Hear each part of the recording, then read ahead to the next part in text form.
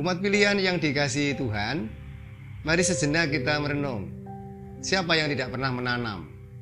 Siapapun kita, profesi apapun, tentu pernah menanam. Bukan hanya petani, bukan hanya orang-orang di kampung, bahkan kita yang di kota besar sekalipun, terutama pada masa-masa karantina COVID, sibuk menanam.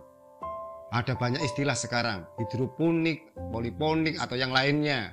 Ada banyak istilah untuk menyebut-nyebut nama tanaman atau teknik menanam. Nah, bicara menanam, ada satu hal yang patut kita renungkan, bahwa menanam tanaman begini tidak hanya sekedar menaruh dan memberikan tanaman, tetapi kita harus memilih dengan teliti medianya, potnya, bentuknya, baru kemudian kita menentukan jenis tanaman apa yang sesuai dengan itu semua.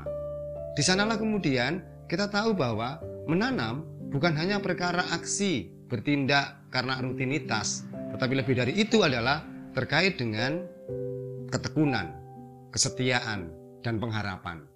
Orang yang menanam tentu punya harapan bahwa suatu ketika tanamannya menghasilkan buah. Pada suatu ketika menghasilkan sesuatu yang sebagaimana dimimpikan. Demikian pun pula saat menanam kita pasti membutuhkan ketekunan. Tidak bisa orang menanam begitu saja ditanam lalu dibiarkan. Pasti butuh dirawat. Disitulah ketekunan terjadi. Dan lebih dari itu adalah ketika ketekunan itu tidak dilakukan, pasti tanaman kita tidak akan menghasilkan sebagaimana yang kita impikan atau kita angankan. Kalau itu bunga, tidak akan semakin indah. Kalau itu buah-buahan, tidak akan mendatangkan buah yang baik. Disinilah, saudara terkasih, kita teringat bahwa melampaui semua ketekunan, kerajinan kita dan bahkan pengharapan itu, ada tangan Tuhan yang sedang menentukan.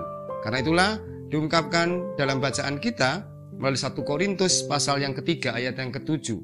Karena itu yang penting bukanlah yang menanam atau yang menyiram, melainkan Allah yang memberi pertumbuhan.